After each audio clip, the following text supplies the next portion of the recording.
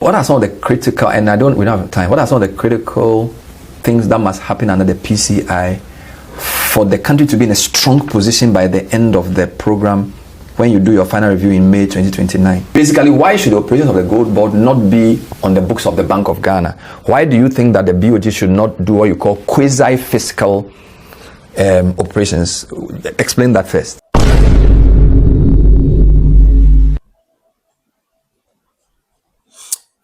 Finally, IMF representative of Ghana, Dr. Adrien Alta, edine de miti amofancha because obi ade de we ni bro ne din. Waba responded to Sammy Gyamfi. Na the response no, ete saying, emunsam te saying, wo di nkomo ne fa hen, already Sammy Gyamfi say, IMF report na odi baye no. Enye no kre. Enfomso o baby. Waya me say me go so kan o obi a wonim no nkanta so okọ echiro o say IMF report no de bae no mistake o baby entino ene ya me no ka say IMF representative ye wo Ghana ene yi wa be respond e de warning ba ko mienu miensa bi e de ato sisi a Goldbod no ho nsam te saying o wie no watisi kokofo no mu e ho nso nsam te saying yes, cocoa no international or say world market price no it is saying ni na no obedi ho nkomo galam say ya wono ma convert dia ba or the saying e dia ba wura IMF or the say Goldbod mu no e ho so nsam it is saying IMF say e ka e da ho no e 1.7 billion dollars equivalent to 22 billion Ghana cedis, equivalent to 22 billion Ghana cedis. Entimi pacho IMF abekasa. I'm going to play the video for you and then main kasa bebre. Wada uruma oba subscribe like na fisa share ma fofra wonu mu echichi ene bencheye. Who comment ya wonso feel free in the comment section. Tira wadwene ewo ho na bibia enye kama na. In fact, and some babo the question is identity na wo say etena on IMF kra eba yenkomo mu ansa. I don't think that this is the first time IMF did report today ba. Enti adenti na edru Sammy Gyamfi nko so say IMF report na yentro enye no kore and the IMF representative ababedin komo. Fellow Ghanaians, now let's watch this video. Okay, Bernard, so let me start from what you said about the rating, and so the DSA, the debt sustainability analysis, basically at the end of the ECF showed that the rating has been upgraded from high risk of debt distress to moderate risk of debt distress, and this is first time after 13 years. So it's a huge achievement, I would say, and it's 2 years before we were expecting that to happen. All macro indicators, all debt sustainability indicators have improved, and they are below the thresholds. Now, if you look at public debt, only central government, it reached 45% of GDP level, okay? That is also what we hope to achieve in 2034, which is over the medium term, if you want, okay? Now, part of the expenses in the government, and now I want to come back to your question about borrowing costs. So a large share of the expenses on the budget side are interest expenses, okay? About 1/3. Yes. And what the government needs to do is basically to lower those costs to make space, fiscal space, for other development needs, to pay salaries and for social spending. And you mentioned CapEx, so if you want to ramp up CapEx spending, then you need more space in your budget. Part of that CapEx spending can be financed domestically with domestic revenue mobilization, for instance. But domestic revenue mobilization is a very slow animal, if we have seen, right? It moves like a worm. Yeah. So what we need is to ramp up domestic revenue mobilization, and at the same time to get more of the financing savings on the domestic side to be put into government securities and so on. But I would say that that's also the government basically competes with the private sector, and that's where we hope the growth would be led from. The private sector should be the one creating jobs and boosting growth. So part of those resources in the domestic economy are going to the private sector, and we have seen recently private credit increasing even 40% year on year, based on the latest statistics from the Bank of Ghana. Wonderful. Does the review identify the overdependence on gold, and how does it propose the country reduces its vulnerability to that single commodity as its lead export driver? So first, let me say that the recovery is sustainable if the reform momentum continues. I would say the key risk is policy complacency. Okay. That's the number one risk. Other risks obviously include weaker commodities, gold in particular you mentioned, but also it could be cocoa prices, it could be energy prices, which are all jointly affecting the current account balance. Now, on the other risks that the economy has, we have seen climate shocks also important, and geopolitical tensions can also lead to tightening of global financial conditions, higher energy prices, etc. So I would say there are a multitude, a plethora of risks around us.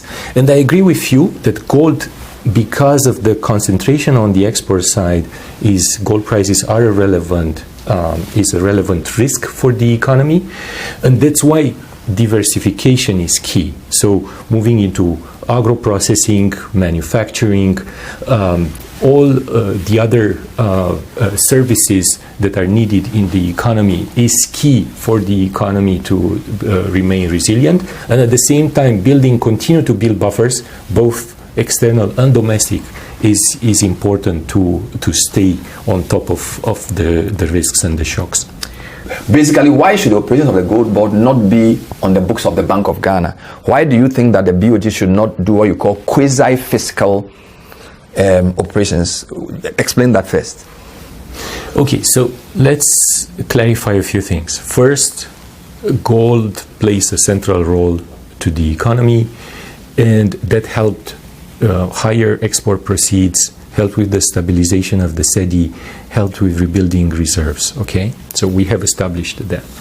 Secondly, the lessons from the domestic gold purchase program are also that we need to be careful about governance, transparency, reporting, and care about the costs incurred by the program.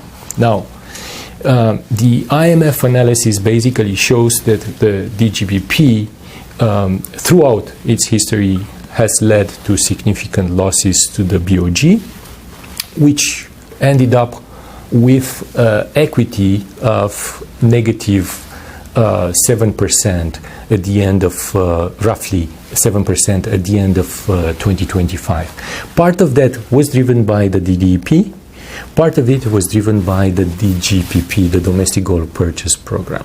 So the main point here is that the central bank cannot be involved in this activity, quasi-fiscal activity, because its balance sheet is deteriorating, and that basically can interfere with its primary mandate, which is price stability.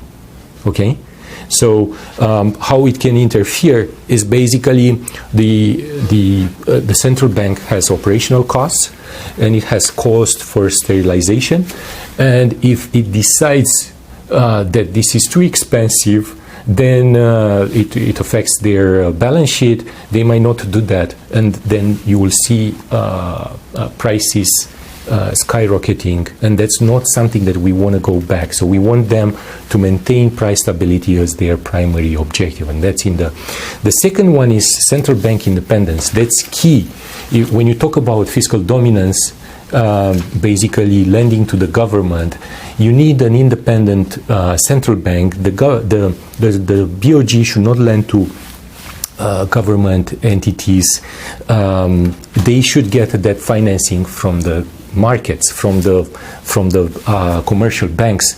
So now basically the operations have been moved from the BOG to Goldbod, both buying and selling of gold, and therefore the government together with Goldbod will need to think thoroughly about financing model, about how to minimize the costs and at the same time maximize the benefits of this program. So in a way, it's not, I would say the move is the first step. We have seen the government taking steps to, let's say, reduce the costs. There were 15% in 2025.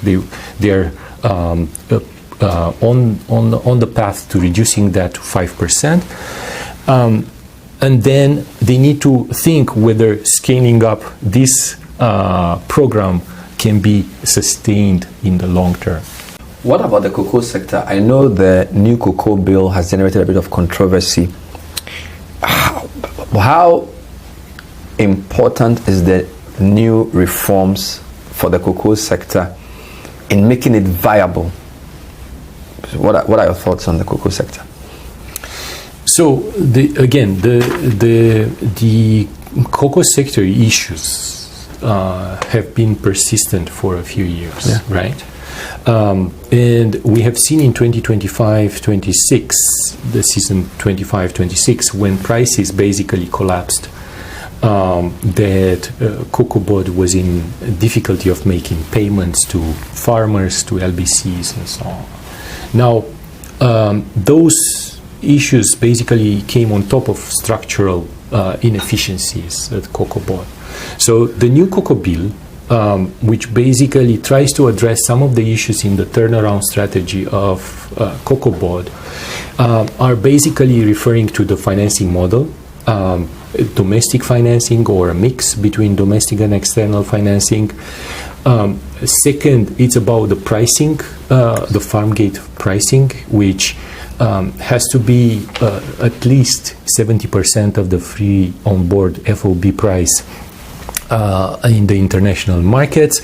And then key here is to adjust the price once international prices change significantly, and coordinate with Côte d'Ivoire and other large producers to make sure that there is no smuggling to other countries, reverse smuggling, and so on and so forth. And then on top of that, you have other structural issues, such as the EU deforestation, and other compliance with other guidelines and standards, such that Ghana maintains its edge of quality in the international market. What are some of the critical, and we don't have time, what are some of the critical things that must happen under the PCI for the country to be in a strong position by the end of the program when you do your final review in May 2029? Okay, so the first review would be at the end of October, beginning of November. And the first board is around 15th of January next year. Okay, so just to clarify this. Okay. What I saw was September 30, but I feel, okay. But let me clarify maybe 3 points here. Okay. One is that macroeconomic stability is a sine qua non condition, okay? Is essential but not sufficient. Yeah. Okay. Yeah. So going into the PCI, basically, we need to continue the reforms in 5 key areas. First, continue with the fiscal discipline and debt sustainability that would allow the government to create more fiscal space. Second, continue with domestic revenue mobilization, which we debated earlier. Third, deal with the fiscal risks, particularly those coming from the state-owned enterprises, state-owned banks, but also climate-related risks and any other commodity price shocks that could derail the fiscal performance.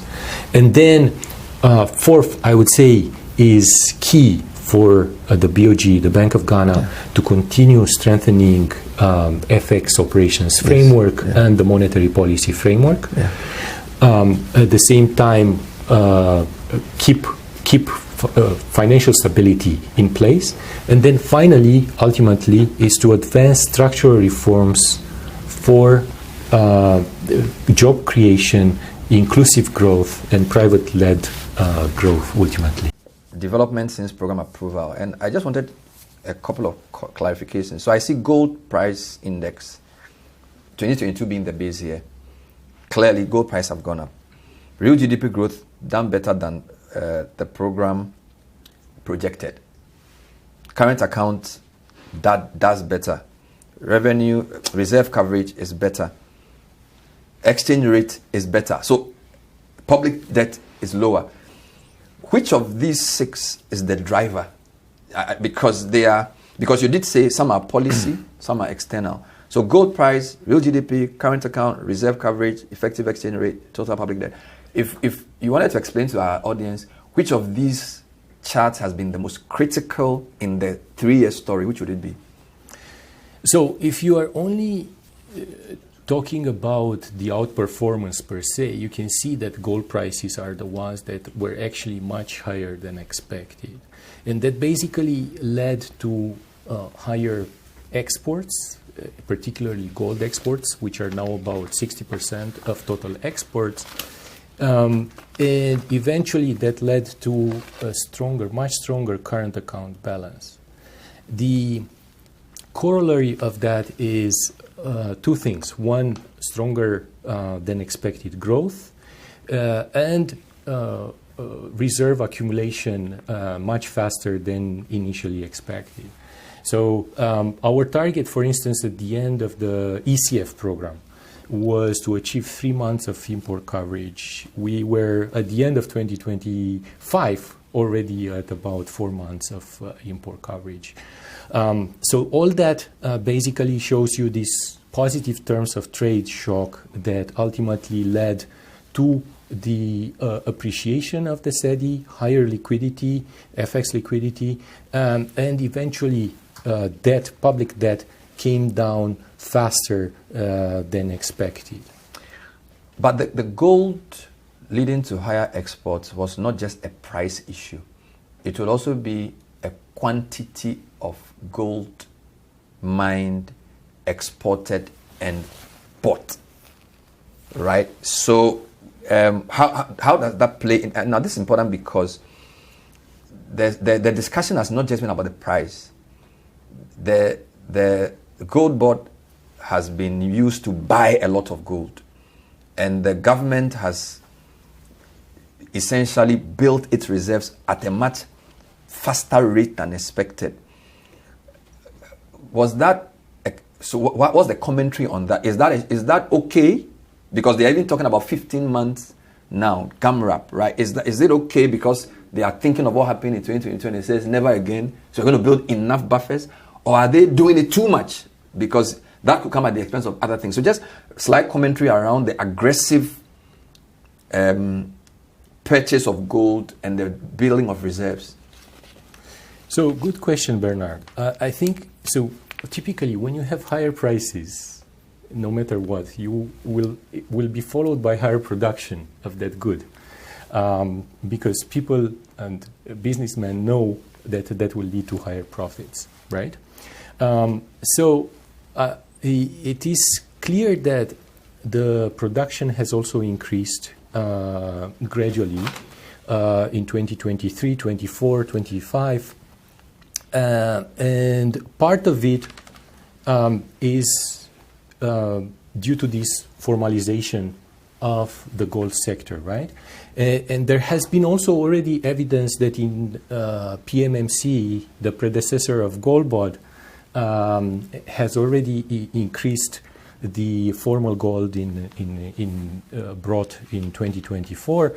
And it's true that with the establishment of Goldbod, the government was able to channel even more and to bring even more illegal mining into the formal mining and export more of that.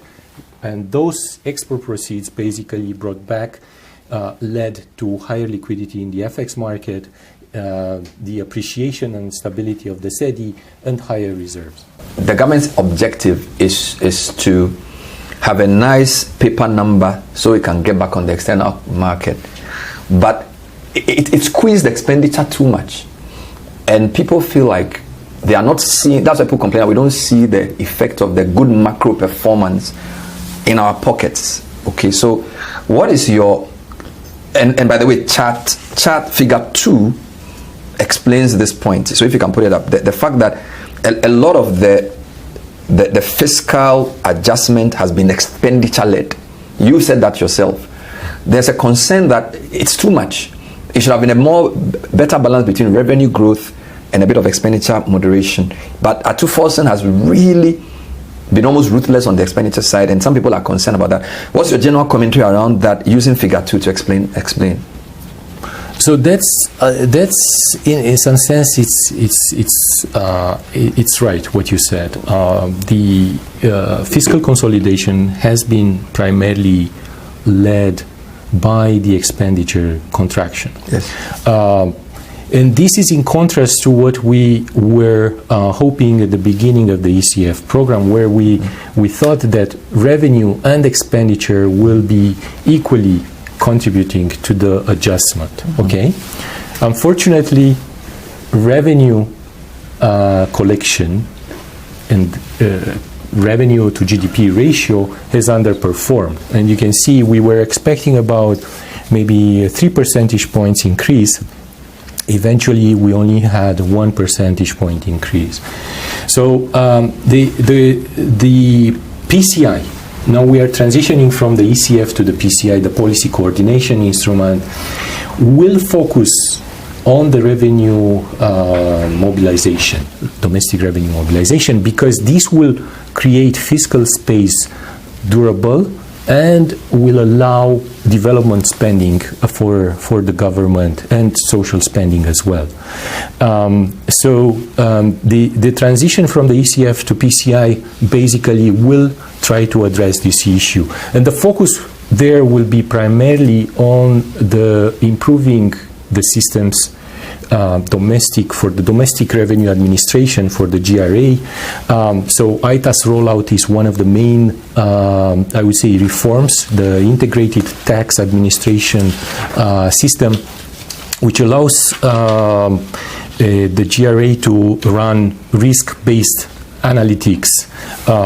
The other sources would be to close the VAT gap, which is more than 50%. Eliminating some of the tax exemptions is key. And ultimately, even when you talk about ASM gold, which is currently in the LI, there is a 2% royalty. However, that is not yet collected by the GRA. Nay, Goldbod. Akika. IMF are responding. How come say? Ubeba bonte beka say IMF report na wode ba bonte no. And from so kakra wo.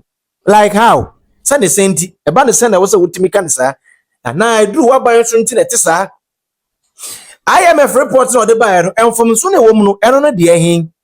1.7 billion US dollars no. Eno hum komo na yem from so no.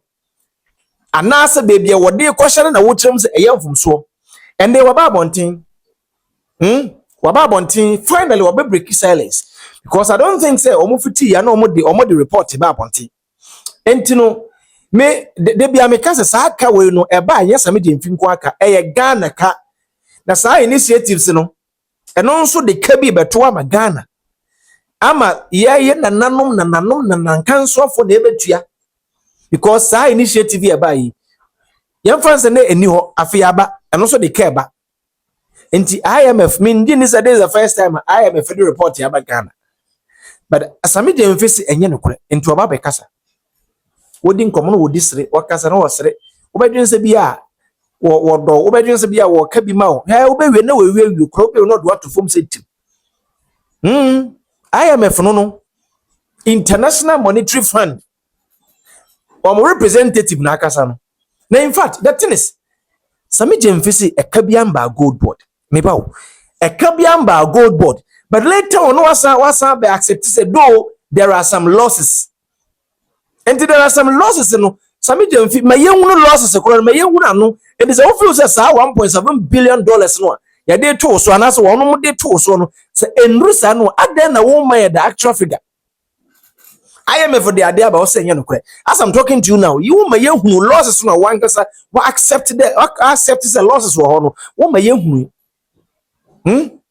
but what me come na say IMF read the report ya ba or IMF say they're saying 1.7 billion, sorry, 1.7 billion dollars, equivalent to 22 billion Ghana cedis. And yes, kaketwa a bit me be hospitals, be 3-4.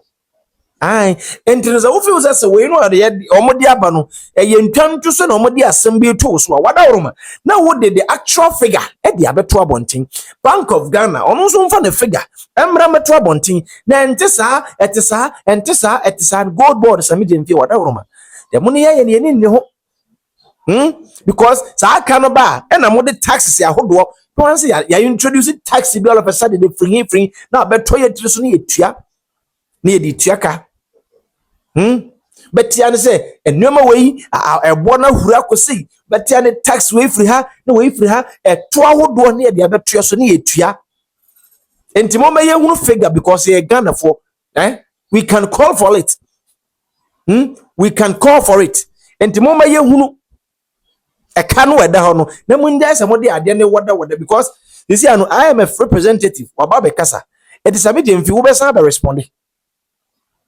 How are you going to respond to this? A crime be na we first be responding to san komo we. No, it shouldn't be like this. Ma ye hunu kanu a eda ho no because already no ade we na ni ho dada. Na nsia na mo de ba. Enti mo ntimi mfa ka bi nso nsa beto Ghana fo tiri so. Se Ghana fo ntua. Ama na be kasa nso trama poncheni ade wo. Ebra busia, yako comment section en konkodi nkomo. Hi Smart Africa Media. Subscribe, like, na fesan share ma fofra wonom ewo echichi ene bencheye. Macro. Awurade Nyankopɔn o hyira wo dunya dɔfo. Medane osofo Dr. Pia. Behwe ani yare obi anani efra, obi etese nani, obi a wanya glaucoma, obi oposa nani, obi anani ontimi hunu hwe, ontimi hye hwe. Obi honom a wanhye special, ontimi entworo. Nyankopɔn adom. Fanama na egu screen na se no, na frɛ osofo Dr. Pia. Ube humi a memo wadru abenom ebe hohoro ani no so ama wani na bie yade be na ha wo etete wo fanoma na desk na se fama ukunu wo fa onana wo fa ukunu obi a onim so yare chende se omla sofo apia ha oba ha no mo a obenya yare sa se o che na oba ha no mo no onye do ne benum no nya yare sa wo e na obeda wase wo aga se wabo ano ya hadant de ne emra ni akwaba na ya pro se o femi na na ko anani ayiki na no na ufere fa na waba osofo Dr. Pia ni kurum ne demo na bitin na mtie na dia na doba be da so le ya me ni akata 27 April ma ya ko ma ko hospital de tibia kwanta bi simple to fuji fi de ba ze ji se be wo me ni so pano ni ko du ana mtene no bi tell na we buy a very ana so we dey asem ketewa bi na be ko timilo ji echinye and I say in Tuesika kora na uta de bi ma me se be ko to me ni no tobia me de wa de abro na ma mo she mbusu me ni ko me no do na o timi ni ko se me ni tie na mza buy na se ko so ya ji se me ni atie bi bi bia ya na mi ka o bia ma me bi o di ni die me show bia bose na me ka kyerɛ nipa da sɛ ni bia sɛ bi yadeɛ nko ade abra sɔfo apia ko ne bɛka ya mo na mo de wona ma me musa bio tamu a wane no ohunu sɛ mu na de no enye mpi sɛ bosom na yɛ miɛnsa ɛna na emu na de ne ngula de ti wo ba me ha no so no a me ma wodo no so e de na sɛ na o start mu na otu mi ni bɛbɛbɛ na du no ti de ba asem na o ka kyerɛ obi a ɔno so ani ɛha no ɛnu anse nipa no bɛnya gidi ne ani da so na ha die sese deɛ odi ni ni sɛ tɛti akɔla tɔ mu ni abɛgye edu ni so bɛba ewe ka ju atra se na me na me da wase sɛ wɔn fa so ama ma nya da wase bi na me shira o mi ma nye mi kyerɛ na wa bua ma so yesa sese de wi ase no kɔ ni ɛti na me ka wɔn yɛ ɔkɛse me fen for so hinan bruce na ni ehuna ade eto already ketuwa bi wɔ ne nkyɛn eti awia na na bi nyina na obuto no wɔte ebiom ewiasem nsɛm na ba yɛ sɛ kɔda so kɔda kasiem obi wɔ yɛ fen so for apia otimi ɛmo aduro bibiro ɔbɛya ama ɔmo atɔ ɛna mi kuru timi na ante abra wo kuta bibie obi amfa ne nsa otimi tu kwan ɛkɔ baabi akɔkuma se baabi yi ate na otimi kɔ meni ayɛ me ya pa timi ana ame bae o ma me duro no danoa bitire ayɛ me ya ne mani ayɛ me ya ne nyina akɔ nti me gusu atɔ duro no sɛ bɛyɛ ase betu kura nti obi a n'ani ha no bia o mene Gyamfi a o danoa ɛbɛkɔ ayɛ ha me ne diabetes ne acid ti me tie sɔfo ana me fa ne number edwane ana ma me direction na me di me ho ɛbɛgya no ti o ma me duro no me kɔno ano me by 2 times per na ho se bibia aba kama di masanya mhode ayi bebre amam ba ha match na me ntiment kwa ni fen za ya kete kasa de ma me mislo me ni na ya kete afon na me nhu ade so azesi ya ge ade ato tumi nhu ade tumi ye bibia ti de ade ya mame ede so bi tie na ono so ani hunu ade a ade asa na o ka kyerɛ ya me ka kyerɛ obi a nhu ade no sɛ ade ato bra osofo apia ha na ade nam so ɛbɛboa adanse no de bebree kwa etuba ha omo edi adanse no ɛdɔso awurade hyiraw sɛ wotie me na wobɛfa no ma no wo kuma se kwada so bɔda kɛse baabi mutonto nua no woduru hɔ pa wo sɛ wohwɛ baabi a ɛyɛ ni no sɔfo apia hɔ obi biala ɛde obɛba awurade hyiraw wɔ Yesu dim amen